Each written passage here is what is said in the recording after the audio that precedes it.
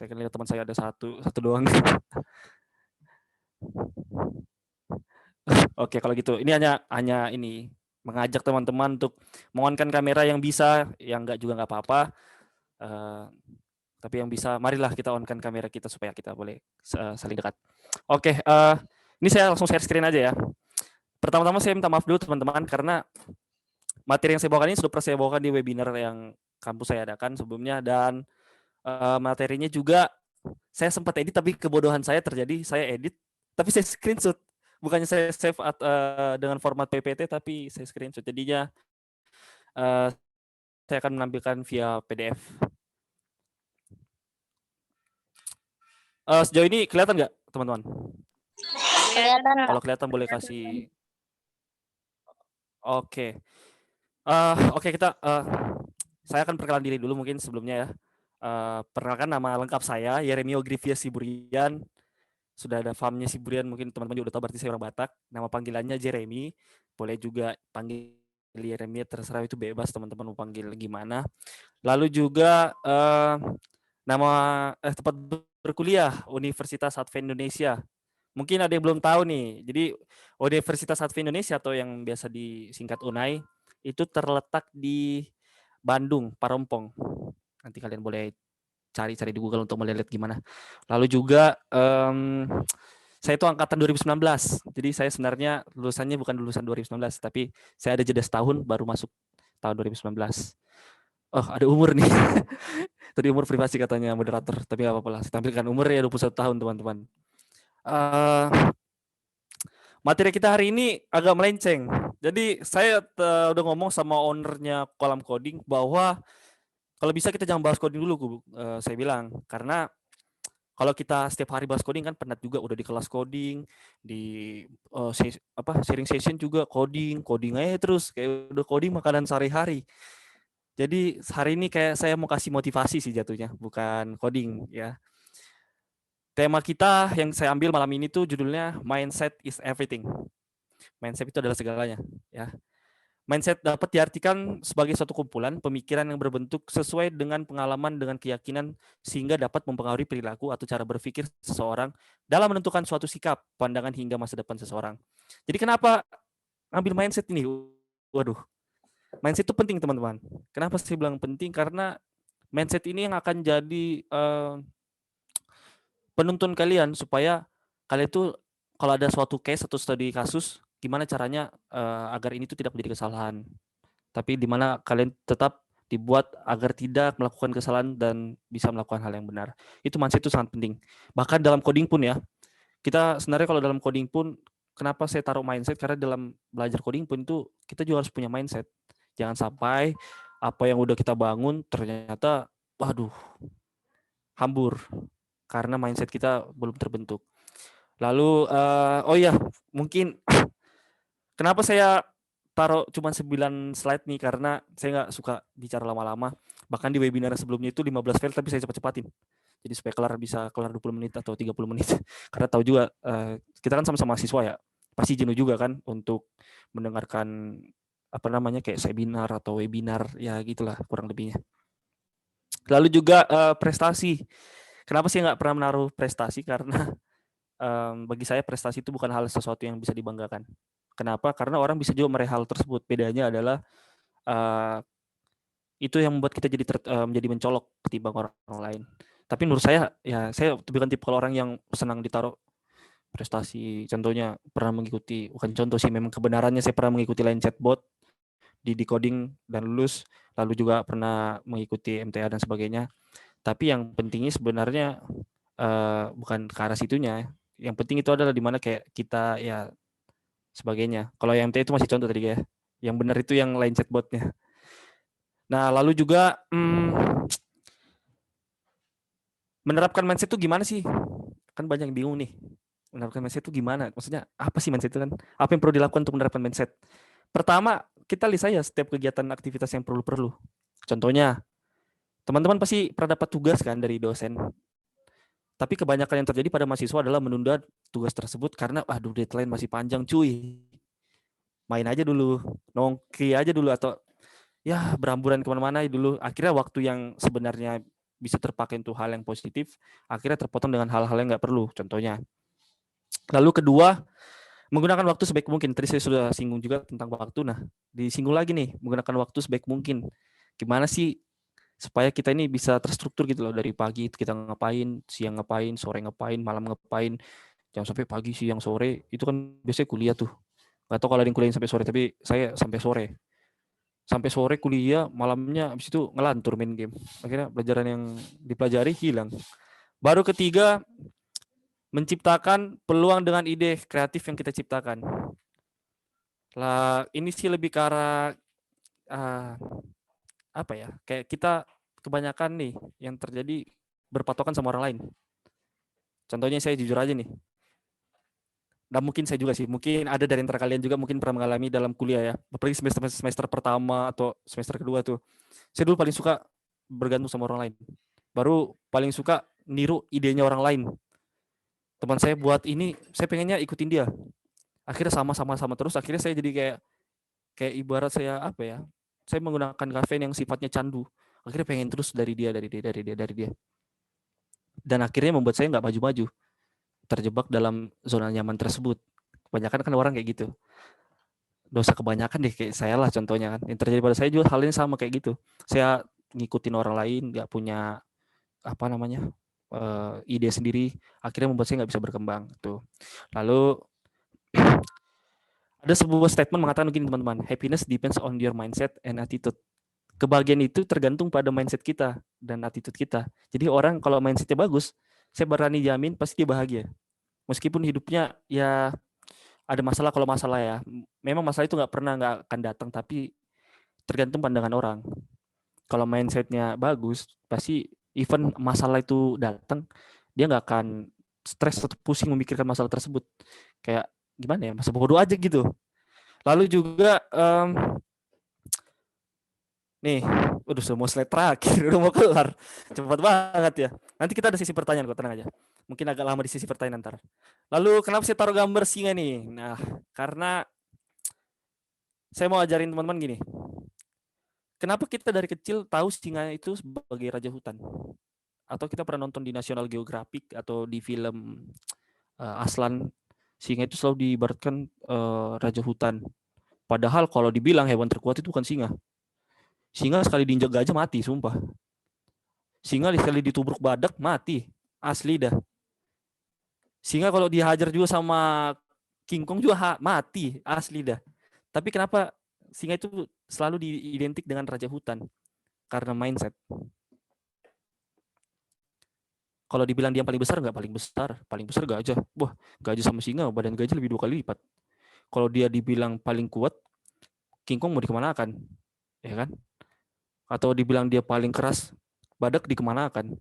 Tapi apa yang membuat dia menjadi dapat label raja hutan adalah mindsetnya. Sekarang gini, kenapa tadi kita bahas mindset terus? Bukan karena temanya juga, karena ini hal yang sederhana tapi sering terlupakan teman-teman. Jadi ibarat singa ini, coba kalau kita lihat singa kalau di hutan, mau mangsanya paling besar juga dikejar. Itu terjadi karena mindsetnya, sehingga dia dapat julukan sebagai raja hutan. Saya mau kasih gambaran kayak gini ke keseharian kita lah ya. Kita nggak usah terlalu, paling banyak terjadi kayak gini loh. Kita pusing karena dapat omongan dari si A, si B, si C, dari orang lain atau dari teman kita, cuman karena contohnya nih, kita melakukan suatu kesalahan, ya kan?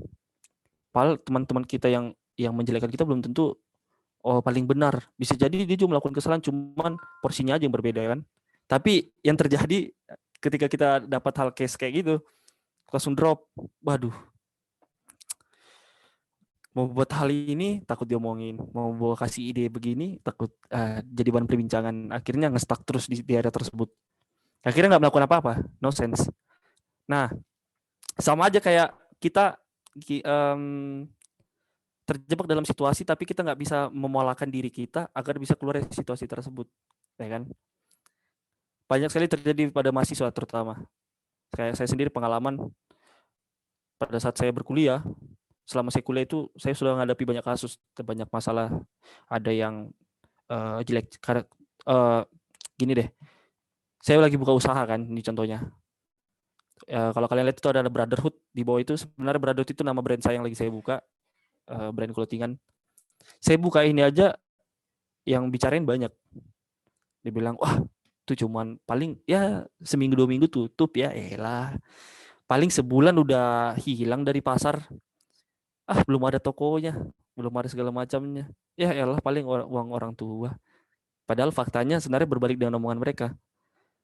Kalau orang biasa mungkin pada saat dengar omongan kayak gitu, aduh, ya omongin sama ini jadi males deh, jadi gini. Akhirnya tutup aja lah. Tapi kalau mindset kita udah benar, biar diomongin orang pun masa bodoh. Kadang pun kalau misalnya gimana ya, pada saat saya buka ini aja banyak trouble datang. Terutama teman-teman saya yang saya kadang bingung kalau melihat case kayak ini, kayak mereka ini sebenarnya apa? Iri apa gimana? Apa mereka ini nggak suka saya orangnya selalu maju paling depan apa gimana? Tapi akhirnya lama-lama saya nggak mau mikir lagi. Itulah mindset.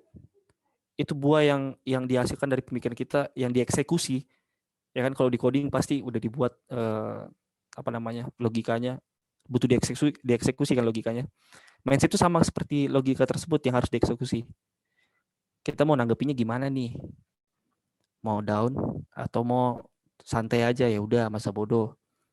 Itu ya itu mindset itu seperti itu. Itu ya, dia mengeksekusi apa yang tindakan kita selanjutnya ketika ada suatu case, ada suatu masalah. Tapi kebanyakan yang saya dapati nih, pada saat diomongin langsung down, tutup toko. Kayak teman saya nih ada di tempat perkuliahan. Ini bukannya saya jelek-jelekin universitas saya, tapi ada yang pasti terjadi lah. Nggak mungkin tidak terjadi di univ lain. Tapi kebanyakan terjadi di perkuliahan seperti itu. Anda lagi selek sama satu orang. Pada saat selek, akhirnya yang kalian nggak punya apa namanya circle, tapi circle dia lebih besar. Akhirnya kalian jadi bahan omongan di circle mereka. Lalu akhirnya pindah univ. Itu sering terjadi dalam perkuliahan. Bahkan uh, di univ saya sendiri ada yang kayak gitu. Capek diomongin sama orang lain, pindah kuliah. Habis dia pindah ke tempat yang baru, udah masuk tempat yang baru, udah punya teman lagi, no lab, pindah lagi. Sedih juga sih kadang. Tapi ya gimana ya? Itulah kalau misalnya kita nggak bisa membentuk mindset. Dosen marah, dapat nilai jelek. Padahal kalau kita punya mindset ya, jangan langsung, wah udahlah jadi malas kelas. Mau belajar segiat apapun nilainya C. Mau kerjain tugas sebanyak apapun nilainya selalu C, nggak bakal lebih. Akhirnya mindsetnya drop. Malas-malasan di kelas. Padahal kalau kita berpikir positif, kita bisa aja mengambil penarikan, ngambil apa keputusan dengan cara kita coba aja dosennya untuk berbicara. Gimana masalah nilai saya, Pak? Saya pernah juga kayak gitu. Udah capek-capek nih nugas. Nilai saya C. Ujian enggak tahu hasilnya berapa tiba-tiba C. Tugasnya banyak dikerjakan tetap juga C. Lalu saya kontak ini langsung dosen. Banting malu. Pak, kenapa nilai saya C terus ya? Tugas saya masukkan. Boleh dicek di Moodle. Ujian saya selalu kerjakan. Kok nilai saya nggak pernah naik-naik ya Pak ya? Akhirnya saya sama dosennya malah curhat. Malah buat ini perjanjian. Jadi kalau misalnya ada tugas yang saya lupa untuk koreksi, tolong ingatkan saya ya. Akhirnya ternyata dari situ ada kesalahan ini, kesalahan dosennya juga sebenarnya. Tapi kita kan tidak bisa menyalahkan dosen kan, karena dosen maha benar. Kita sebagai mahasiswa yang harus ikut dosen kan. Akhirnya ya udah, habis itu setiap saya upload tugas, saya langsung bilang dosen, Pak, saya sudah kumpul. Saya screenshot lagi tugasnya, saya kirim lagi ke dia. Jadi saya kumpul 2 kali. Akhirnya pada saat ujian semester, wah langsung bagus nilainya, nggak kayak mid. Lalu hal apa yang harus dipraktekkan setelah mengikuti sharing session ini nih? Aduh, jadi jangan cuma kita datang, dengar, tanpa melakukan apa-apa nih.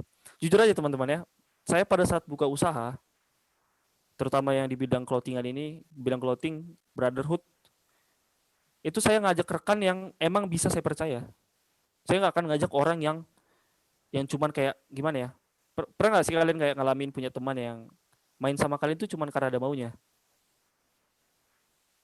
Yang cuman ingin ngambilkan keuntungan. Contohnya nih, teman-teman ditahu pintar, baru dia ini ada yang kurang nih di mata kuliah tersebut. Akhirnya dia bergaul sama Anda cuman karena mau supaya lolos di mata kuliah tersebut. Hindari orang-orang seperti itu.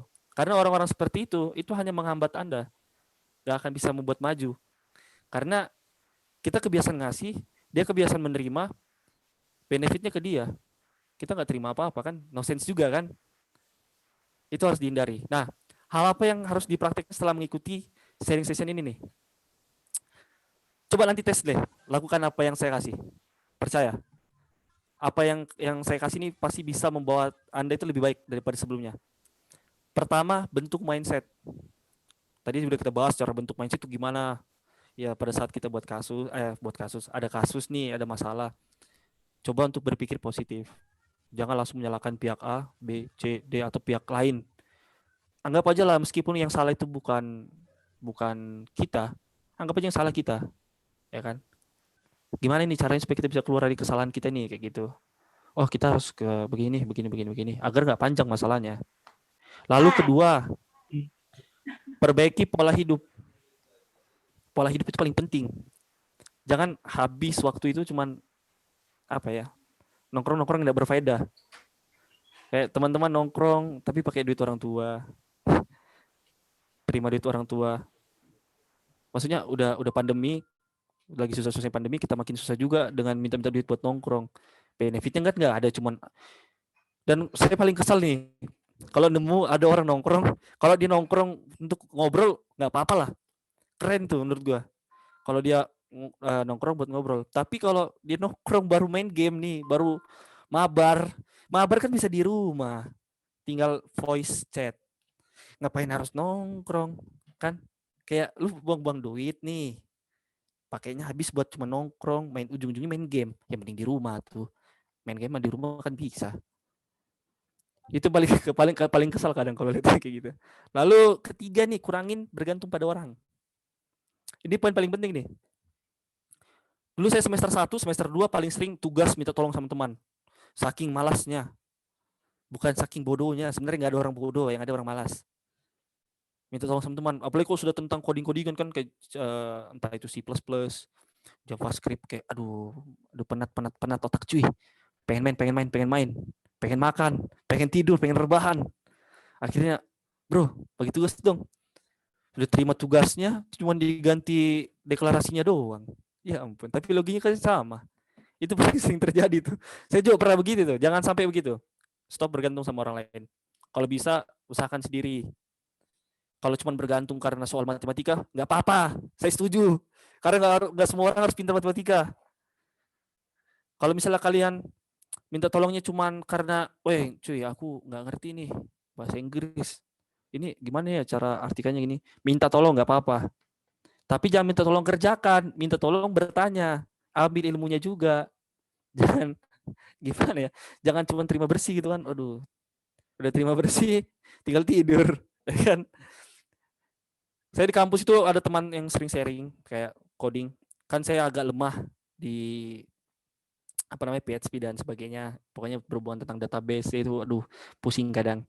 Bukan lemah juga sih, cuman ya agak pusing lah. Nah, saya sering sharing sama teman saya yang pintar PHP dan apa Kotlin. Gimana sih untuk buat begini. Dia kasih tahu langkah-langkahnya. Akhirnya saya catat tuh di kertas. Oh, headernya ini, bodinya ini dan badannya kurang lebih kayak HTML aja ya. Cuman bedanya kan HTML kan enaknya ya nggak langsung kayak ibarat salah ya. Ibarat salah pun ada pun e-book yang bisa jadi referensi yang langsung jadi colokan ya, jadi patokan, nggak seribet kayak Kotlin ataupun ini. Intinya ya jangan bergantung sama orang. Kerjasama itu bisa, tapi kerjasamalah yang berilmu.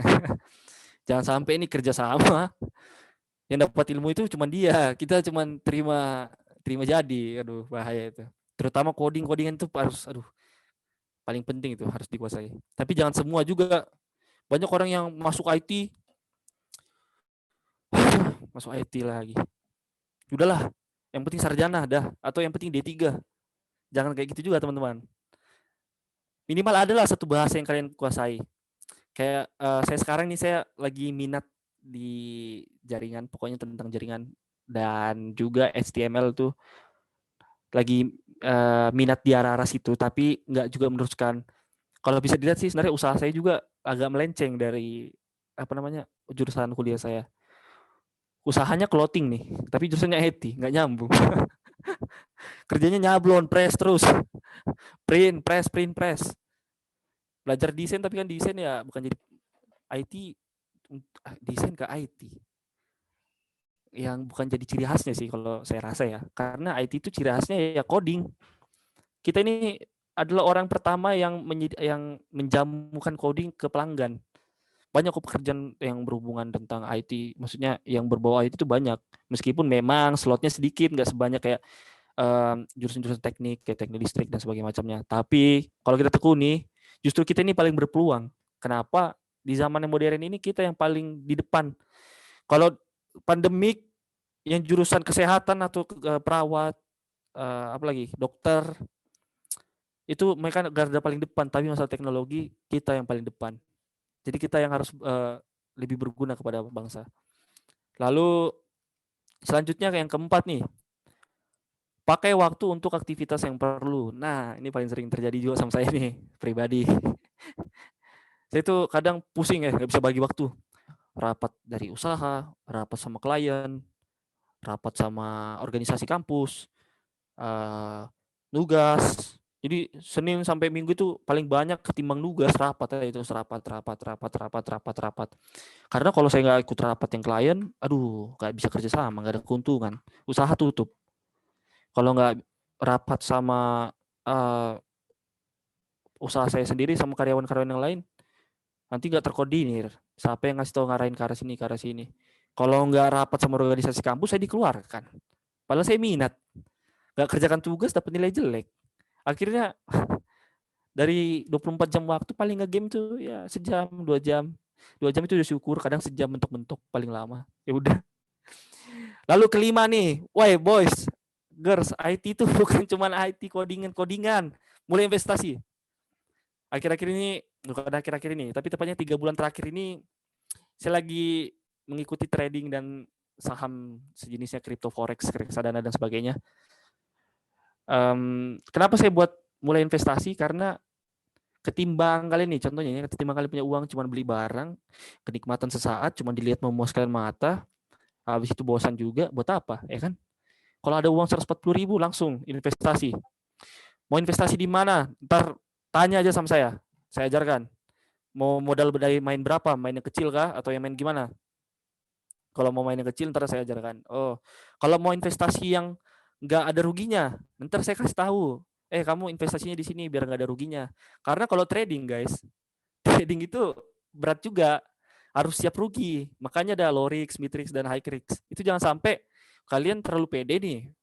Trading, pasang story, keren, dilihat orang, minus. Tidak ada profit. Kan malu juga kan? Nah, jadi kalau misalnya ada yang berminat untuk mulai investasi, nanti boleh ngobrol sama saya. Oh, untuk nantilah terakhir. Lalu selanjutnya nih, terakhir tidak terjebak dalam tren. Kenapa sih taruh tidak terjebak dalam tren? Karena tren yang mematikan seseorang, ya kan? Kecuali tren di coding. Kalau di coding wajib guys, kalian wajib harus ikutin. Karena coding akan semakin lama akan semakin berkembang. Apa yang kita pelajari hari ini pasti akan dikembangkan lagi di hari yang akan datang.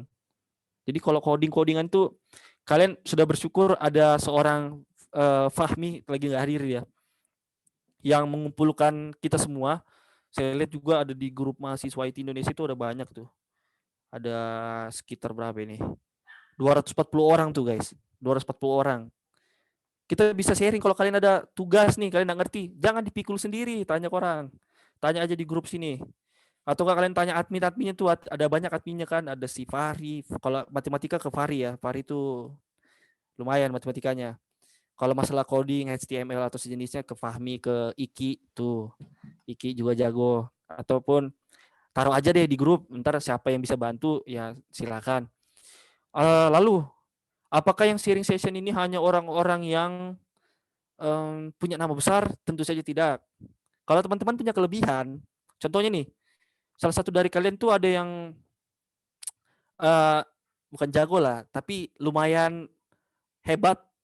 Contohnya di JavaScript, contohnya nih. Boleh bawakan sharing session. Kenapa saya bawa lari ke luar dari coding atau dari pembahasan materi? Karena saya mau ngajak teman-teman dulu supaya mau ngasih tahu nih kalau kita ini anak IT nggak selamanya wajib untuk begini nih. Harus ada step yang diketahui terlebih dahulu. Main game aja ada levelnya. Masa menjadi seorang mahasiswa IT tiba-tiba langsung lompat begini? Waduh, ya kan? Kalau misalnya kalian tidak mengerti, kalian boleh tanya di grup. Kita akan sharing. Kalau ada yang ingin menjadi pembicara atau pemateri, boleh. Kami bolehkan. Nanti tentang apa kita ngobrol sama adminnya. Siapa tahu di sini dari antara kita ada yang hebat di JavaScript kah, HTML, ataupun di PHP, Kotlin, dan sebagainya. Boleh. Kami memperbolehkan karena sharing session ini dibuat untuk kita juga. Lalu, aduh jadi promosi. Ya apa-apa dah, promosi sekalian nih. Saya juga terima kasih nih buat Fahmi nih sebelum kita masuk pertanyaan ya. Saya terima kasih buat Fahmi yang sudah ngundang, makasih banyak. Lalu mari kita kembangkan kolom coding ini bersama. Kenapa dibuat sistem Google Form? Supaya yang masuk itu terkelola. Saya mau bilang teman-teman ini keren ini. Ada 26 orang udah hadir meluangkan waktunya, kayak kan sebenarnya kalian bisa aja nonton ataupun main game, tapi kalian malah datang ke sharing session. Itu kalian keren sebenarnya. Serius, kalian tuh secara nggak langsung udah mengelola waktu kalian. Kalian melihat, wah jam 7.30 WIB sudah mulai nih acara, harus hadir. Itu kan sudah mengelola waktu secara tidak langsung, ya kan? Dari sini aja kalian sudah bisa menabung kebiasaan yang baik. Bertahap. Ntar lama-lama, ntar kalian sendiri rasakan yang biasanya harus diingatin, weh kelas jam segini. Saya aja kalau misalnya di tempat perkuliahan, teman-teman, kelas aja harus diingatin. Kalau nggak diingatin, waduh, gak ingat malah. Tapi semester 2, semester 3 sudah mulai ingat, oh kelas kita cuy. Malah kebalik, yang ingatin saya harus saya ingatin. Ya. Oke, slide ke-8 ini ya kayaknya pertanyaan deh. Oh, sejauh ini dulu ada pertanyaan. Kalau ada pertanyaan boleh unmute, boleh juga di kolom chat, nggak apa-apa. Nanti moderator yang bacakan ataupun saya. Teman ada ingin ditanyakan?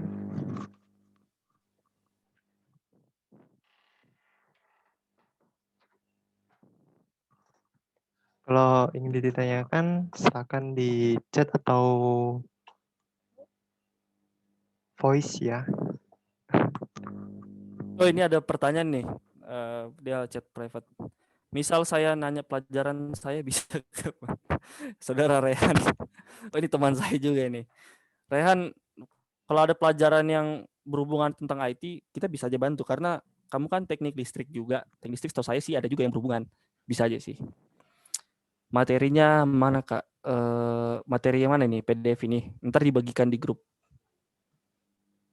Ada lagi yang mau bertanya? Sebelum saya masuk ke hal terakhir, hal penting yang ingin saya sampaikan.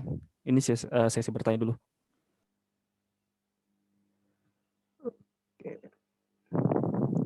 Waduh.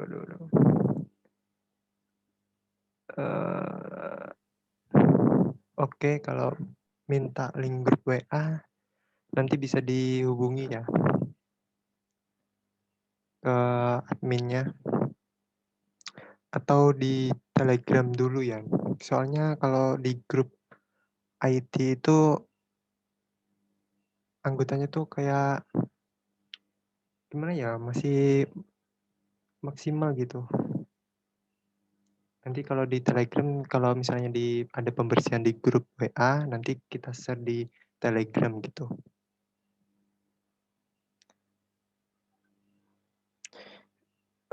Ini Bang, ada yang ingin ditanyakan. Ada seorang kawan, mindset-nya tentang seseorang yang belum tentu dikenalnya itu bagaimana, Kak? Mindset orang yang belum dikenal maksudnya tuh. Atau seseorang yang belum dikenal gitu. Ini gimana ini maksudnya? Misalnya ada seorang kawan kan, mindsetnya tentang seseorang yang belum tentu dikenalnya itu bagaimana? Maksudnya tuh kayak Maksudnya dia langsung menilai gitu ya, padahal dia belum kenal orangnya. belum kenalan gitu maksudnya. Belum saling mengenal satu sama yang lain gitu.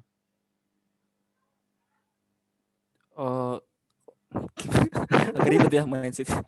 Saya sendiri kurang paham dengan pertanyaan, tapi gini. Maksudnya ini mungkin kayaknya gini, kayak mindsetnya itu tentang seseorang yang belum tentu dikenalnya. Mungkin dia ansos gitu maksudnya ya. Yang Mungkin. gini sih bro, kalau mau saya bilang, jangan perkecil lingkungan pertemanan. Semakin kecil lingkungan pertemananmu, semakin sulit kalian mendapatkan referensi. Tuh. Kenapa? Kalau semakin besar kalian punya circle pertemanan, kalian bakal punya referensi melihat kesalahan kalian dalam berteman sama si A, si B, si C, atau kesalahannya mereka ke kita. Tapi ada kan kalian pernah sering lihat di Instagram kan. Gue sih tipe orang yang berteman itu cukup 1-2 tapi bisa gue percaya. Itu memang sangat-sangat fakta dan sangat-sangat benar. Gue pun setuju dengan statement tersebut, tapi kayak gue bilang lagi, contohnya nih, lu kuliahnya di Bandung, kayak gue kan, gue kuliahnya di Bandung, baru tinggalnya di Bontang, Kalimantan Timur, ya kan? Kalau gue bilang kayak gitu, teman gue cuma 1-2, yang penting 1-2 orang yang penting yang bisa gue percaya nih. Baru mereka orang Bontang, ya kan nggak mungkin Anda yang di Bandung nanti susah mereka mau datang dari Bontang terbang ke Bandung, nggak mungkin kan. Makanya saya bilang, maksud saya caranya gini loh, dimanapun kita berada, setidaknya kita punya teman. Jangan pernah memperkecil pertemanan. Kadang kan banyak orang kayak gini loh, kayak saya ini lebih hebat daripada dia, ngapain saya berteman sama dia cuy, ya kan. Paling banyak kayak gitu sering terjadi kan. Atau enggak kayak mempersempit circle-nya dia karena dia merasa dia nggak cocok sama si A sama si B, entah nggak cocok dalam arti karena nggak sepantaran atau nggak setara mungkin dari secara status sosial ataupun nilainya ataupun kepintarannya, ya nggak tahu ya, tapi jangan pernah mempersempit pertemanan itu mungkin.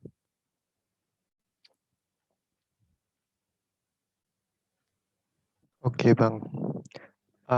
Selanjutnya pertanyaan dari Kurnia Rizky Kurniawan nih. Menurut pandangan kakak, bagaimana sih anak IT yang bisa segala hal gitu? Pandangan kakak gimana anak IT yang bisa segala hal? Keren. Saya mau bilang kayak gini ya, teman saya yang pintar aja nggak bisa segala hal. Even kami belajar tentang banyak hal, percaya atau enggak, yang dikuasai paling cuma satu. Tapi dia kuasai, bukan satu ini dia sukai. Beda disukai dan dikuasai. Kalau dikuasai, mau dikasih case apapun, study kasih apapun, dia pasti bisa kerjakan. Kalau disukai, itu beda. Dia suka nih dengan JavaScript, dikasih tugas satu project, coba lu buat begini. Karena dia suka sama JavaScript, dia akan buat, tapi dia akan mengikuti template. Saya bilang template aja ya, mengikuti apa yang sudah ada. Paham nggak? Kayak contohnya dia cari baca di Google, buat begini-gini, tinggal disama-samain aja codingnya, contohnya kan. Tapi kalau dia kuasai, bahkan dia nggak akan buka Google cuy. Teman saya ada kayak gitu tuh, nggak perlu buka Google, malah dikasih case. Coba kalian buat contoh sederhana tentang loopingan dalam JavaScript. Paling langsung sebentar selesai. Itu contohnya. Mungkin bisa menjawab. Oke, terima kasih Bang. Ini dari Indah Pertiwi.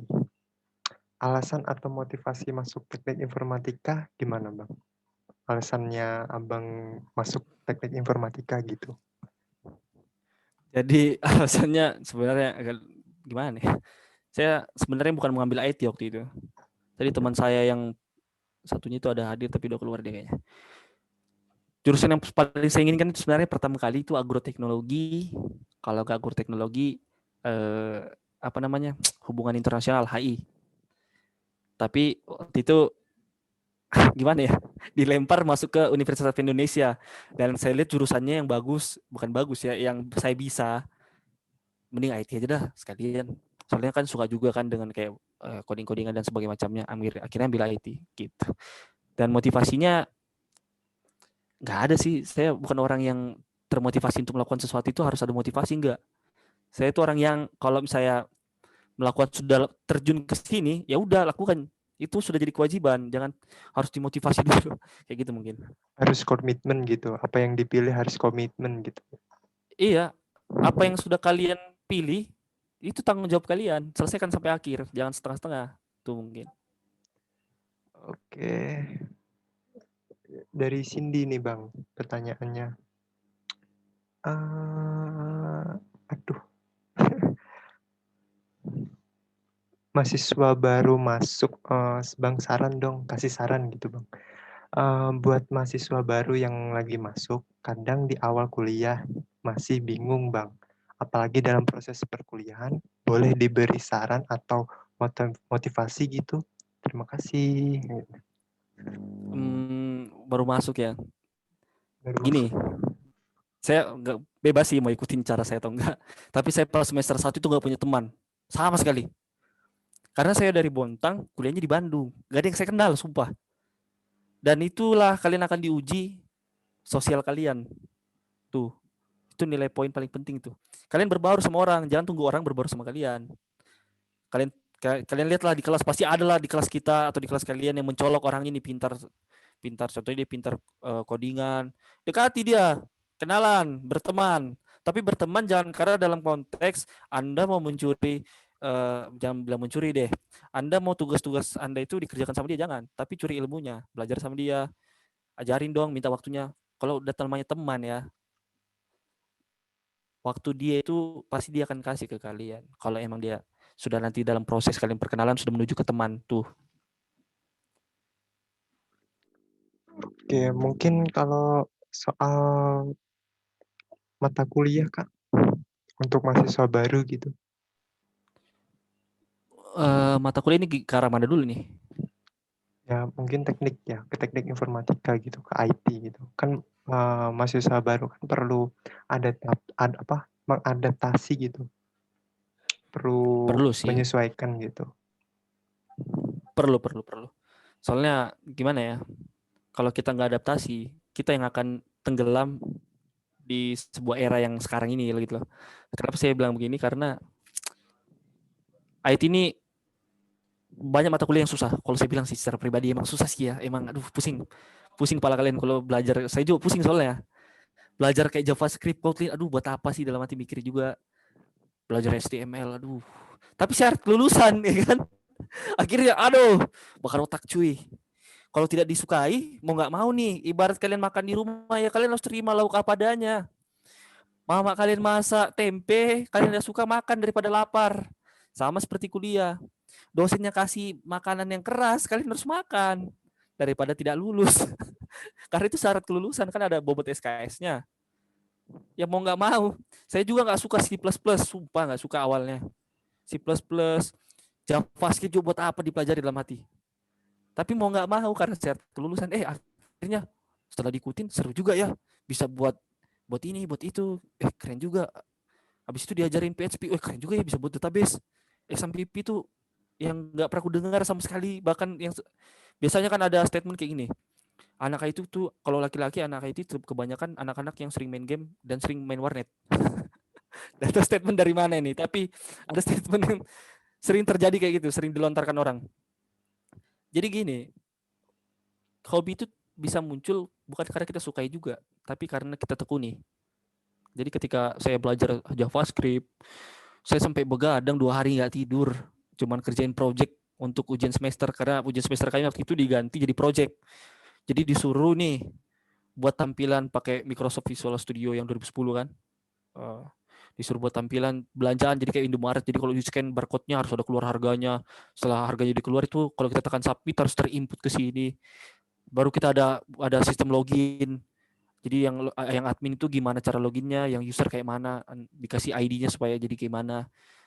Waduh, stres cuy. Sampai mau pakai jasa, bayangkan. Sampai mau pakai jasa.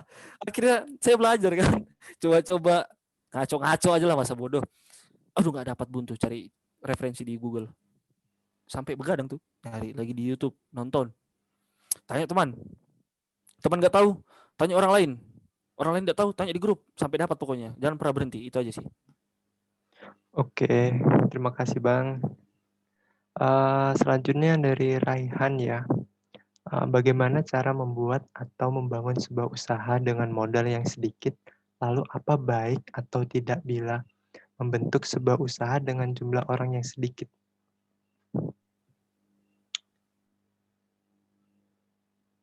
Gimana Bang? Kalau Ini keren membangun nih sebuah pertanyaannya. usaha gitu. Jadi Rehan ini teman saya juga ini. Makasih Rehan udah bertanya. Itu menandakan kamu suka berpartisipasi. Terima kasih. Pertanyaannya bagus. Bagaimana, udah usah panggil Kak ya Rehan ya. agak gimana gitu. Bagaimana cara membuka usaha atau membangun usaha dengan modal sedikit. Lalu apakah baik? Oke. Saya kalau dibilang usaha sedikit juga. Brotherhood ini baru keluar patungannya itu cuma 150.000 pertama kali 150.000. 150.000 itu saya 150.000 sama teman saya 150.000. Jadi kami sengaja main modal kecil supaya nggak pakai uang orang tua, memang pakai uang sendiri. Saya bilang ke teman saya, kita patungan yuk, butuh dana 300 nih, 150 kui. Dia ternyata ACC, pemikiran kami sama. Kami pas saya mau bilang aku mau buka usaha clothingan, ternyata dia sepemahaman, satu server. Ya udah, ACC kumpulin dana, sudah apa yang ada aja dulu. Ternyata penjualan lumayan. Waduh, setelah dapat penjualan lumayan, gimana ini kita perbesar nggak? Akhirnya kami perbesar. Baru apakah baik atau tidak nih membuka usaha dengan jumlah orang sedikit? Sangat baik. Karena saya belajar dari pengalaman, semakin banyak orang yang kita ajak untuk membangun sebuah usaha, maka semakin tidak terrealisasikan usaha tersebut. Karena kenapa? Jadi wacana bawaannya. Nanti tunggu yang sana. Ayo kita rapat guys, contohnya ini kan ada 7 orang. Sudah yang setuju udah 5 orang, 2-nya nggak bisa kendala gara-gara ada acara. Karena 2-nya nggak bisa, akhirnya rapatnya ditunda. Daripada ketimbang yang rapat cuma 5 orang, sayang yang 2-nya nggak bisa dengar juga, ya kan? Saya buka usaha itu cuma 2 orang. Yang itu pun baru nambah anggota, itu baru-baru ini nambah 2 lagi jadi 4. Itu pun nambah karena emang keperluan kami, karena ada banyak proyek yang akan datang, lalu juga akan banyak pesanan. Jadi saya rasa daripada kami terus yang kerjakan, balas-balasin DM-nya orang, balas-balasin Shopee, capek juga kan. Jadi udah kita tarik anggota, udah cari member, cari karyawan lagi gitu. Mungkin boleh menjawab. Oke, terima kasih Bang.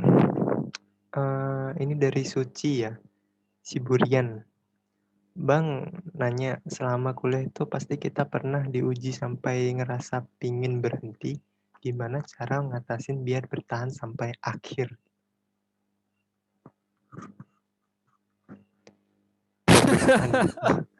Iya, si Suci ini kakak saya guys. Emang kurang ajar dia kalau bertanya, terlalu relate.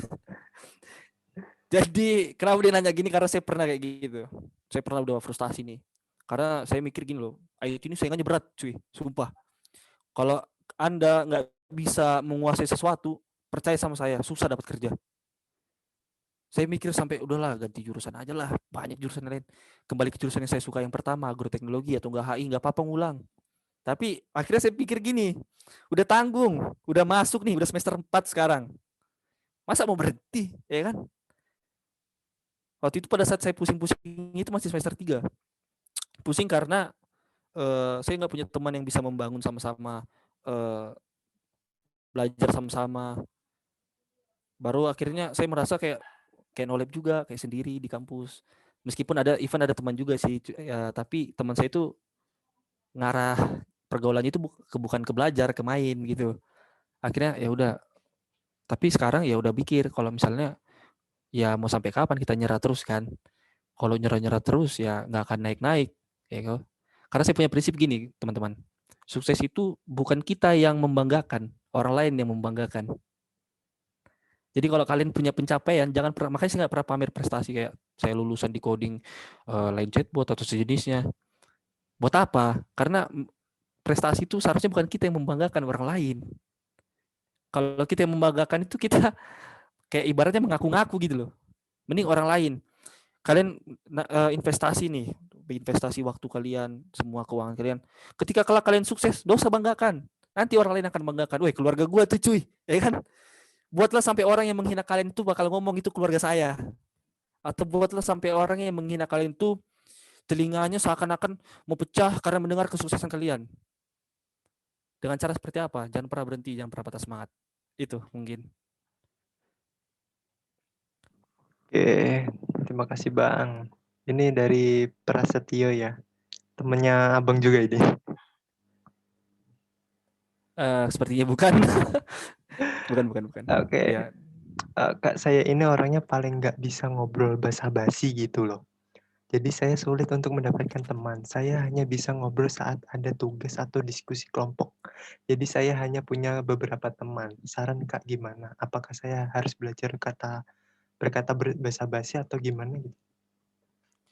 Saya sih nggak pernah basa-basi juga sih. Ini satu frekuensi juga ini, Prasetyo nih.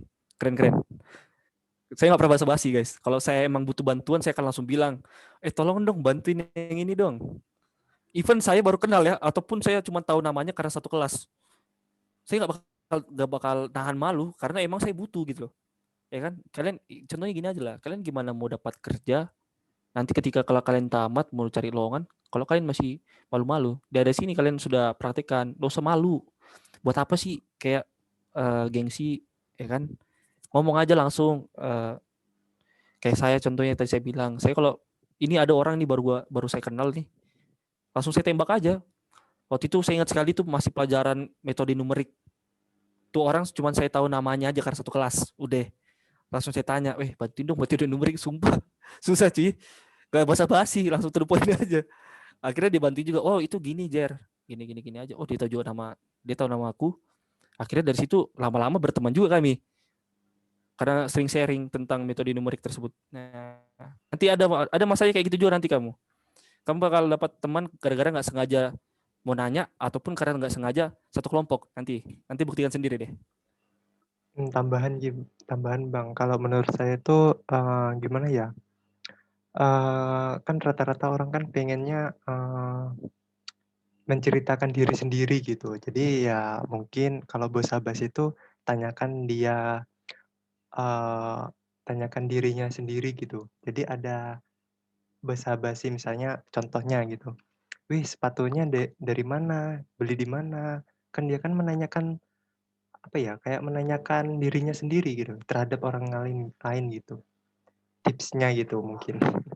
Om, saya sih kalau ini saya bisa bantu dikit ya karena ya kayak saya bilang tadi saya orang yang nggak suka basa-basi juga.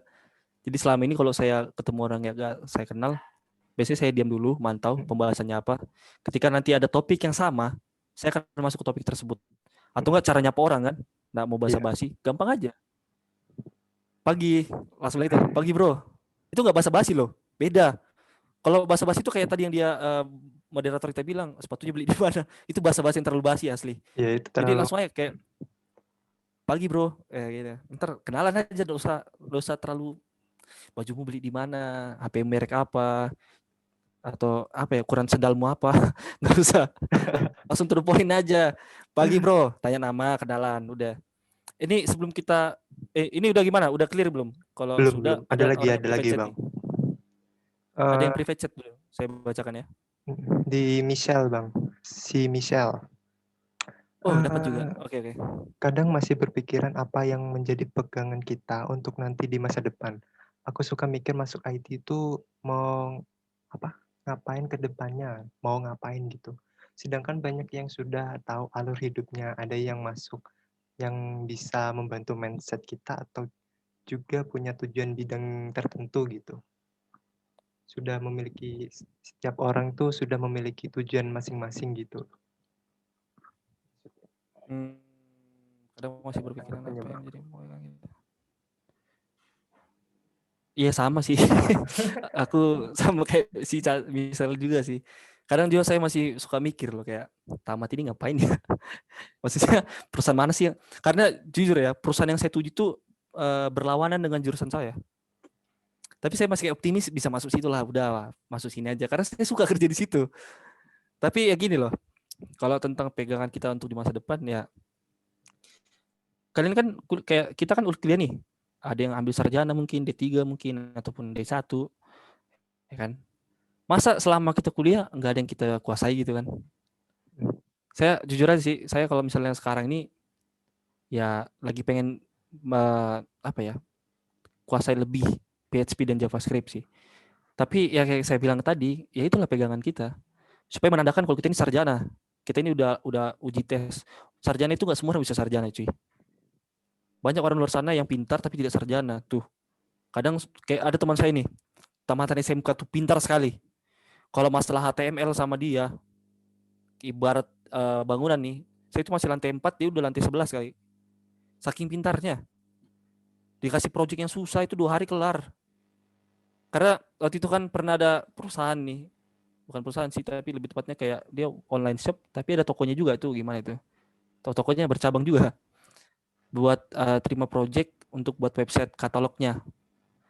Karena saya waktu itu ada tugas dan nggak mau ribet juga, akhirnya saya pakai jasanya. Saya kira bakal makan waktu seminggu, 2 hari kelar. Buset, tuh tamat SMK sampai malu sendiri aku. Ya itulah mungkin pegangan kita. Karena jangan sampai kita tamat, ya tamat-tamat gitu aja, nggak ada pegangan. Kan sayang ya, kuliah 4 tahun, tidak ada pegangan. Tapi jangan sampai karena masalah begini, kalian stres di kuliah. Bukan berarti kuliah nggak bisa main-main, bisa. Kalau ada liburan, pergi liburan sana. Cari sama teman yang contohnya suka hiking aja. Ada yang suka ke pantai aja. Ada yang suka mancing aja. Tuh si Michelle itu juga teman saya juga itu. Ini sahabat saya juga ini. Selamat ulang tahun sebelumnya ya buat Michelle. Aduh, dia lagi ulang tahun teman-teman. Kayak beda Michelle. Terima kasih sudah hadir ke sharing session. Ini teman sahabat saya paling the best sih si Michelle ini. Oke, itu aja mungkin. Mungkin bisa Lanjut menjawab. Bang, kenapa orang lain bilang jurusan teknik informatika itu dibilang susah gitu atau cari mati gitu? Yohana Friska. Gimana ya Yohana ya? Karena kayak saya bilang tadi, jurusan kita itu satu-satunya selalu diupdate. Percaya, bootstrap aja diupdate terus cuy. Apalagi kalau kita bayangin ya, saya bukannya mau jelek-jelekan jurusan lain. Contohnya nih hukum. Hukum itu jarang diupdate. Mereka itu belajar apa yang udah ada. Coba materi kita itu tiap tahun bisa berubah-berubah. Materi yang angkatan 2 tahun lalu sama angkatan kalian bisa jadi beda. Kenapa? Karena itu dia, IT itu selalu semakin tahun ada penemuan baru, ada vision baru, akhirnya semakin di-upgrade. Itu juga jadi bahan materi kuliah. Jadi mahasiswa juga harus tahu, harus belajar mengikuti zaman. Tuh, mungkin bisa menjawab. Ini Kak, dari Putri. Menurut Kakak kuliah karena pilihan orang tua, karena alasan penerus usaha keluarga bisa dijalankan nggak Kak? Sedangkan anaknya tertarik dalam dunia kesehatan gitu.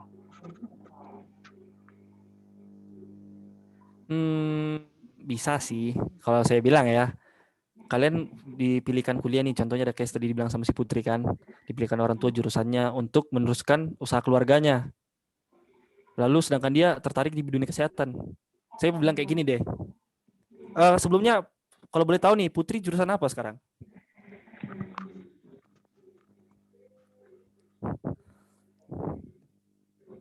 Putri, jurusan apa Putri? Di chat aja bisa kok. Kalau iya, kalau itu udah dia unmute loh, ngomong aja. Di mute. Kok. Ya, nggak di mute lagi kok Kak. Teknik informatika Kak. Oh, teknik informatika, tapi suka di bidang kesehatan. Sekarang ini pelajaran menarik nih. Jadi saya sering baca-baca berita yang terjadi di USA ataupun Britania Raya sana. Intinya saya sering nonton YouTube. Sekarang itu malah terbalik loh. Yang jago kesehatan bukan orang-orang kesehatan, tapi ahli-ahli dari informatika, dari komputer engineering dan sebagainya. Bayangkan. Jadi kayak jurusan kita ini nggak tahu dah bisa mewabah kemana-mana. Ke marketing juga bisa, ke ekonomi juga bisa, ke kesehatan juga bisa. Jadi menurut saya sih kalau misalnya Putri ini tertariknya di dunia kesehatan, why not? Bisa aja. Lu bisa aja buka klinik sendiri. Kenapa enggak?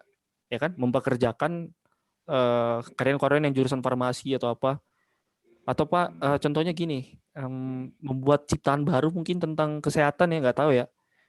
Semoga aja dia bisa menemukan jalannya untuk menemukan bahwa IT ini ternyata luas. Nanti ada masanya, ntar kamu bakal dapat pandangan bahwa IT ini sebenarnya bukan cuma harus satu jalan, bisa banyak jalan. Tuh, mungkin bisa jawab. Mungkin juga tambahan Kak. Mungkin Ya, juga boleh. karena informatika ya. Karena ilmu informatika itu bisa dikombinasikan dengan berbagai ilmu lain ya. Kayak biologi, mungkin bioteknologi, atau masuk ke data science gitu ya. Mungkin bisa. Kak. Ya, gimana? Kalau kuliah ambil 2 jurusan tuh kira-kira mampu nggak ya? Kalian gimana nih maksudnya? Ambil kuliah 2 jurusan di timing yang bersamaan? Bukan. kan kuliah cita-citanya kan ambil di jurusan kesehatan. Baru? Terus sekarang kan kuliah di IT kan, teknik informatika. Rasanya tuh gimana ya Kak, kuliahnya tuh rasanya terpaksa gitu. Agak ya kalau kuliah terpaksa tau lah gimana kan, nggak semangatnya walaupun ngerti sih dikit. Cuman kan ya gitulah, bukan hobinya, bukan ke situ pikirannya lah. Oke. Tapi gini loh ya, kebanyakan case yang saya dapat yang terjadi seperti Putri ini bukan mau kasih saran ya, ini kebanyakan case yang terjadi, mereka akan pindah kuliah, pindah jurusan. Karena ya tadi sama seperti Putri bilang, dia minatnya di kesehatan, dipaksa ke TI. Ya kan berat juga kan. Ibaratnya ya dia suka makan ayam, dipaksa makan udang, padahal dia alergi udang, kayak gitu loh ibaratnya. Jadi kalau menurut saya sih tergantung kembali ke Putri ya, karena kembali ke Putri itu gini, karena yang bisa memberikan keputusan itu hanya kamu sendiri. Nanti kalau seandainya nih, aku bilang pindah aja. Kalau emang kamu bisanya di kesehatan, sukanya di situ, takutnya bertentangan dengan orang tuamu, ya kan? Karena bagaimanapun juga yang mengkuliahkan orang tuamu, ya kan? Tapi kalau Iya misalnya kamu bisa, benar. kalau saranku sih yang penting obrolin sama orang tuamu. Ini kalau boleh tahu semester berapa? Belum masuk 2 Kak. Kalau baru masuk 2 ya belum terlambat banget sih, tapi coba omongin aja sama keluarga. Kasih tahu kalau misalnya kami itu sukanya di kesehatan. Sayang kan daripada kuliah lama-lama nih. Saya nggak tahu kamu ini D3 S1, taruhlah S1 4 tahun. Selama 4 tahun itu kamu belajar kamu nggak suka. Biasanya kalau kita pelajari nggak kita suka itu ada 2 kemungkinan. Malah kita bisa jadi pintar, malah kita masa bodoh. Tuh, tergantung ke orangnya lagi. Tapi saya udah mulai nyaman sih di sini, cuman ya gitu, bingung. Sumpah. Tuh berarti kalau saranku sih jangan pindah sih, karena apa yang udah kamu mulai itu yang harus kamu selesaikan. Soalnya kan Iya, masalah ilmu ataupun apapun itu, anggap aja gini loh, kayak saya sekarang kalau kuliah ya, mau ada materi yang susah atau mata kuliah yang baru yang bakal ribet banget, saya masa bodoh aja. Yang penting berapapun nilai saya harus lulus, jangan sampai ngulang, jangan sampai harus ngulang mata kuliah tersebut, harus bisa lulus, selalu gitu. Dan hasil yang ku benci itu malah jadi bagus. Ada satu mata kuliah yang saya itu nggak pernah berharap dapat nilai A, jadi kayak masa bodoh dah. Dapat nilai C juga masa bodoh, dapat B juga masa bodoh, dapat C juga masa bodoh, asal jangan F. Saya ikutin, ada tugas saya kerjakan, ujian saya ikutin juga, kuis juga saya isi apa yang saya tahu. Kaget juga, kok dosen kasih A, wah baik sekali dosen ini. Ya kayak gitu. Ntar kamu pasti dapat juga momen dimana yang kamu benci itu malah ternyata kamu dikasih peluang, dikasih jalan, dikasih panggung dengan cara kinerjamu itu membuahkan hasil. Itu mungkin. iya, terima kasih ya Kak atas sarannya. Terima kasih ya Putri Sama-sama. Oke, dari Rizky Kurniawan ya. Kak, cara mengatasi malas gimana ya? Suka malas belajar gitu. Hilang motivasi belajar gitu.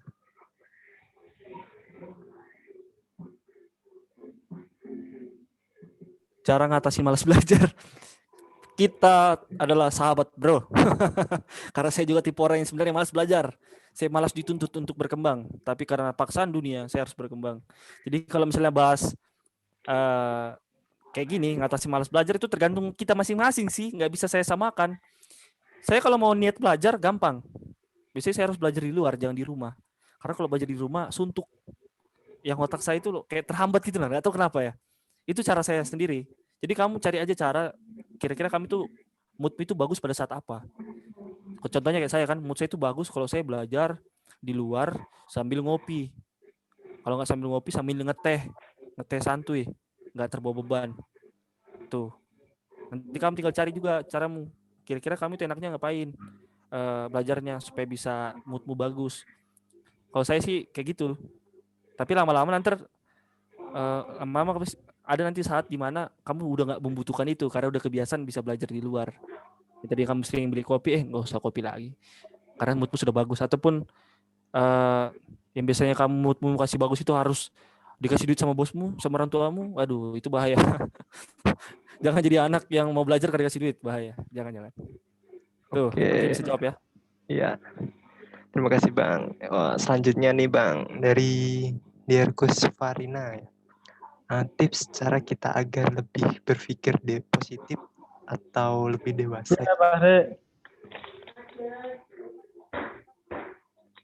Nenek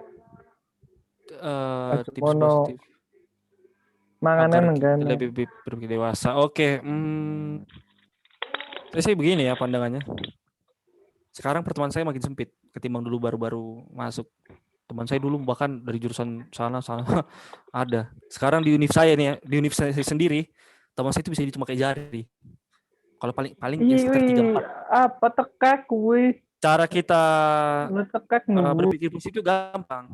Masa bodoh sama orang. Udah itu aja. Jadi mau dia ngomong apa udah masa bodoh, udah.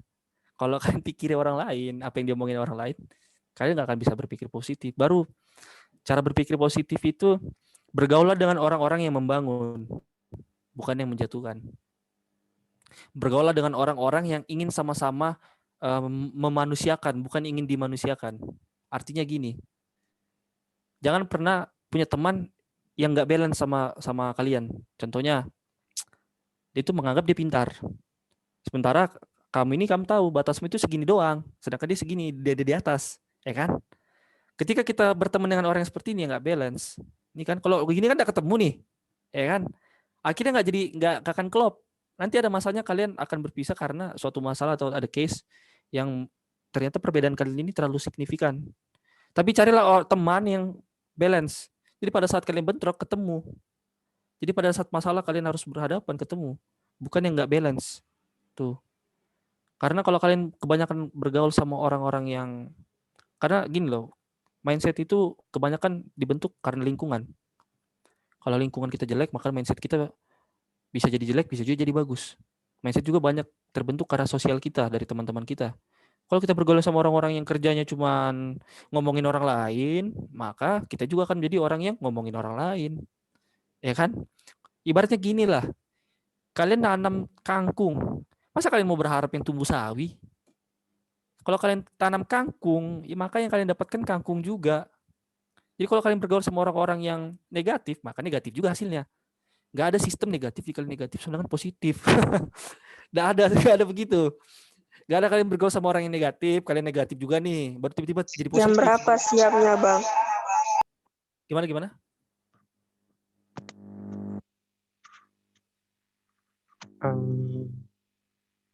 Lanjut, Bang. Ya, jadi gitu. Jadi kembali ke kalian tuh. Oke, terima kasih Bang. Ini dari di Impos. Namanya aneh banget ya. Kak bertanya, relate jurusan IPS waktu SMA dengan komputer apa ya? Relate-nya jurusan IPS itu. Gak tahu ya, soalnya setahu gue nih ya, kalau kita ikut SBMPTN IT itu bukan di Sosum, di Saintek. Jadi pertanyaan seperti ini mungkin boleh tanya sama yang lebih ahli atau yang orang-orang di bidangnya. Contohnya kayak guru atau dosen. Paling yang relate ya apa ya? Sosial matematika mungkin. ya pelajar sosial nggak ada hubungannya dong. Bang, ekonomi. Nggak ada. Tapi nanti coba. Ya ekonomi ada hubungannya tapi nggak terlalu banyak. Kebanyakan emang kita dari yang IPA. Bener. Soalnya gini Kak. Gimana itu? Ada usulan orang tua kan. Dia bilang gini, kamu dulu kenapa gak ngambil jurusan komputer aja, bilang orang tua saya kan Kak. Terus saya bilang gini lah, nggak nyambung. Mak Pak, aku bilang kan, karena jurusan aku SMA kan dulu belajarnya ekonomi, sosiologi, sama geografi. Kalau komputer kan otomatis dia ke Saintek kan. Baru gue bilang gini, kenapa nggak dulu waktu SMK aku ngambil TKJ, kan lebih nyambung ke misalnya ke komputer daripada kita ngambil dari IPS ke komputer. Bahkan itu dia otak kita pun nggak nyambung Kak ke komputer kayak gitu. Itu bagaimana Kak? Ini karena disuruh orang tua, Kak. Jadi kamu ini kuliah karena disuruh orang tuamu gitu, ambil jurusan tersebut. Sebelumnya disuruh orang tua, tapi kan saya bilang nggak nyambung, Mak, karena aku belajar sosiologi, ekonomi, geografi. Sedangkan di Oke. komputer kan belajarnya matematika, fisika, sama yang berbau hitung-hitungan kan. Kami kalau IPS kan berbau dengan kayak hafalan atau hitung-hitungan dengan ekonomi gitu, Kak. Makanya saya bilang nggak nyambung itu, aku bilang aja gitu. Itu gimana tuh, Kak, cara mengatasinya?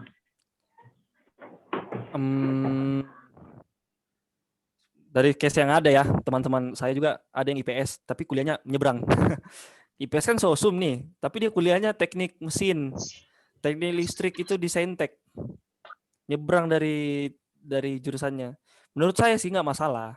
Kalau kamu memang sosum atau IPS mau ambil IT nggak masalah. Di Univ saya juga ada yang di Univku ada loh. Bahkan dia SMK yang kejurusan sastra, ngambil IT ada. Menurutku pribadi nggak ngaruh, tergantung Anda. Maksudnya kami ini gimana? Kalau ambil di IT, kira-kira kamu sanggup nggak? Kalau nggak sanggup jangan. Tapi kalau emang kamu sanggup silakan, ya kan? Nggak dipaksakan juga kan? Kalau misalnya case-nya kayak orang tua suruh, kembali ke kamu sebenarnya. Kamu sanggup nggak ambil kuliah ini gitu loh? Jangan sampai udah masuk nyesal di dalam, ya kan? Kalau kamu sanggup silakan. Itu aja sih.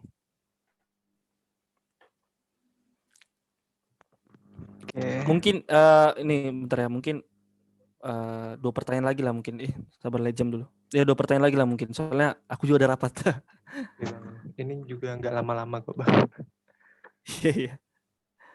Kita langsung dari Putri ya. Kok Kak ada hubungan kah ekonomi sama IT? Gimana, Bang? Ini Putri sama yang Kurniawan udah dibacakan ya. Nggak usah, Bang. Putri ya, sama kurang lebih.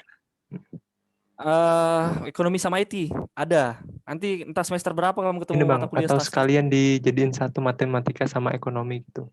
Iya, matematika. Kak, matematika buat apa di TI? Banyak cuy. Karena ada profesi namanya data analisis, itu matematikanya harus kuat.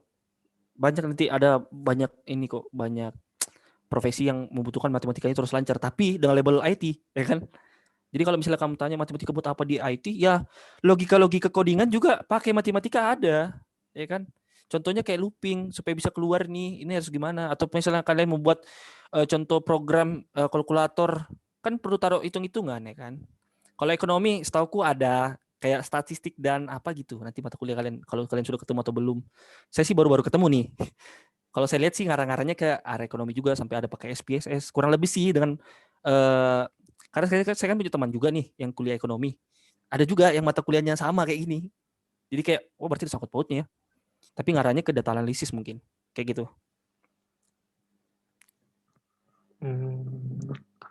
Yang terus yang ekonominya, Bang? Tadi udah dijawab. Maaf, baca komentar tadi. Oke, ini pertanyaan terakhir ya, Bang. Kita ambil yang Dea ya. Ini menarik ini pertanyaannya. Banyak sebagian di antara lulusan sarjana yang penganggurannya, yang penganggur gitu. Bagaimana cara kita untuk mengantisipasinya gitu, supaya tidak menganggur atau lulusan sarjana itu tidak menganggur gitu? Banyak sebagian di antara lulusan sarjana yang pengangguran. Bagaimana caranya? Iya sih, banyak sih bro. Temanku aja yang sarjana yang masih bertebaran di rumah itu ada banyak lah intinya. Udah capek-capek kuliah, ujung-ujungnya nganggur. Tapi gini loh, kembali ke kitanya sih, karena ada tipikal orang kayak gini, udahlah kuliah buat nggak usah taruh distribusi, ntar juga lanjutin usaha keluarga, ya kan? Kayak teman saya kebanyakan gitu tuh, kuliah karena mau lanjutkan usaha keluarga. Ada juga tipikal orang yang suka nyebrang, kayak saya nih. Saya pengen kuliah di tempat yang bahkan nggak perlu jurusan saya mungkin. Perlu sih, tapi slotnya nggak banyak. Tapi saya pengen aja ke sana. Jadi jangan jadikan bahwa jurusan kita ini, kayak saya bilang tadi ya, jurusan kita ini bisa kemana-mana, banyak arahnya. Kecuali hukum. Hukum itu ya sesuai dengan namanya hukum. Karena berarti profesinya kurang lebih hanya tentang hukum. Kalau IT itu kalian bisa kemana-mana. Bisa jadi web developer atau jadi software development ataupun ya banyak ya. Data analisis juga bisa. Ataupun kalian bekerja di supervisornya tambang pun bisa. Nggak jadi acuan bahwa IT itu hanya buat website ataupun buat apa namanya program Android Studio. Aduh, itu udah basi. Saya sih lebih ke arah ini kalau saya pribadi ya. Kalau saya pribadi itu saya nggak mau IT itu hanya kayak jurusan saya yang saya tekuni ini hanya sebatas ini doang, nggak. Makanya saya larinya ke clothing. Nanti kalau saya kerja juga saya pengennya di migas malah. Bayangkan di migas, nggak ada hubungannya. Ada sih yang perlu IT-nya tapi nggak banyak slotnya. Kebanyakan yang banyak ya harus teknik migas dan sejenisnya. Mungkin itu. Nanti kalian bakal ada waktunya nanti kalian bisa diskusikan dengan diri kalian sendiri. Ternyata jurusan kita ini bisa kemana-mana. Kayak gitu. Oke. Udah selesai ya Bang? Udah kan karena udah maksimal pertanyaan. Jadi kalau ada yang ingin ditanyakan tentang seputar mindset is everything, bisa ditanyakan di grup atau di Bang Jeremy ya. Bisa Bang? Mungkin terakhir ini ya. Ya bisa. Ini slide terakhir, ya kan? Oke. Jadi hal penting nih. Satu malam ini tentang mindset, tadi sudah saya kasih tahu apa yang harus dilakukan mulai sekarang. Pokoknya hal penting yang selalu diingat adalah jangan pernah mempatokkan dirimu menjadi orang lain. Jangan pernah jadi orang lain. Jadi diri sendiri. Kalau emang kamu bisanya itu, udah nggak apa-apa, itu aja. Tapi perbesar yang cuma bisa itu sampai orang bilang kalau kita ini hebat. Jangan pernah membanggakan diri kita di depan orang lain, tapi biarkan orang lain yang membanggakan diri kita di banyak orang. Dengan cara apa? Buktikan kalau kita bisa. Karena ada masanya. Nanti kalian selalu sering bergantung sama orang, kalian juga jadi dijatuhkan orang. Karena selalu bergantung sama dia, dijelek-jelekan gini segala macam. Ingat aja, dalam perkuliahan itu teman bisa jadi musuh, bahkan musuh bisa jadi teman. Pokoknya simpan aja. Bener.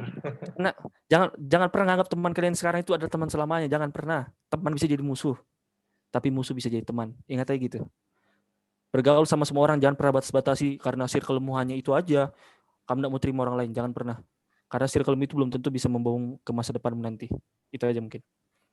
Dan terakhir, kalau mau nanya seputar tadi yang saya bilang, Bang saya mau investasi segala macam, ataupun ajarkan dong tentang trading segala macam.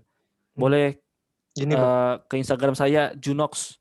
Ini saya siapa tahu kan ada yang pengen belajar karena saya bilang tadi kita bukan cuma buat codingan. Itu saya buat di chat, ada Instagram saya, ntar boleh tanya-tanya ataupun boleh tanya di grup seputar tentang materi ini ataupun yang ada hal yang lain. Mungkin Bang, mungkin juga sharing session kedepannya mungkin bisa tentang trending atau cryptocurrency juga gitu. Kalau mau gitu. Ini moderator langsung nembak kripto, buset. Jangan langsung kripto lah moderator. Kita kasih ke forex dulu. Di kripto besar cuy. Kripto itu analisanya bukan harus pintar, tapi harus rajin. Bahkan bila perlu begadang kamu. Soalnya kripto itu bisa jadi pada saat kita tidur harganya naik, pas kita bangun turun. Sama kayak saham. Cuma kan bedanya saham ada jeda. Jadi pada saat kayak udah malam, jadi bursa saham itu udah pada tutup. Kalau kripto malam itu malah pergerakannya yang nggak stabil. Waduh, pusing kalian liatin. Jadi mending main yang santai dulu. Kalau nggak mau rugi, saya kasih saran reksadana ataupun saham. Tapi kalau mau berani menantang diri, uji nyali, forex. Tuh. Nanti mainnya di mana? Nanti saya kasih tahu. Terima kasih Bang. Mungkin minggu depan bisa Bang materi tentang investment gitu. Kalau ada waktu. Minggu depan saya lagi, janganlah. Cari yang lain. Ntar saya kasih jeda dulu sebulan. Ntar bosan mereka lihat saya. Iya Bang, siap. Oke teman-teman, sekian ya. Terima kasih udah mau join di sharing session kolam coding ya. Semoga kedepannya bisa melanjutkan sharing session mingguan ini. Dan untuk materinya ini dibagi di grup ya. Nanti Bang Jeremy nanti kirim di grup mahasiswa IT atau di... Atau yang di Iya, nanti grup saya lainnya bagikan. gitu. Iya. Oh, mungkin gini dulu moderator sebelum kita tutup. Mungkin boleh on-kan kamera semua nih biar screenshot, biar kasih tunjuk ke grup yang lain. Waduh, banyak datang nih, lumayan. Ya meskipun agak mundur dari hari kemarin tapi nggak apa-apa. Ayo Dokumentasi. kita on-kan kamera teman-teman. Iya, buat dokumentasi kita nih. Gak usah malu muka jelek atau muka yang merasa insecure dengan orang lain, gak usah malu. Saya juga lebih burik daripada kalian. Tenang aja. Ini buat dokumentasi kita buat Instagram Kolam Coding. Saya lihat juga tadi ada banyak senior yang hadir. Teman saya juga tadi udah pada live. Tapi mereka bilang salut sama kita karena banyak luangin waktu. Mungkin boleh on kamera nih, ada Yohana Friska, Aulia, Nugraini Kurniawan. Kurniawan ini saudara Ilham kayaknya ya. Ilham. Ayo guys, kata Ilham nyalakan kamera guys. Michelle Cantika teman saya, ayo nyalakan kamera dong. Ada Ganesh Yuda, Alfarizi, cepat, ayo. Oke, kita akan screenshot ya. Waduh, tuh ada yang nggak pakai baju tuh si Alfarezi tuh. Kata Ilham pakai baju nanti ya, ntar masuk angin. Oke guys, 1, 2, 3. Oke, terima kasih semua ya sudah boleh live. Terima kasih banyak buat malam ini. Kalian seru. Terima kasih Kak. Oke, Sama-sama, Makasih sama-sama. Kak. Sama-sama, Makasih. sama-sama. Dadah Kakak. Dadah. Dadah Kakakku. Dadah, Kak.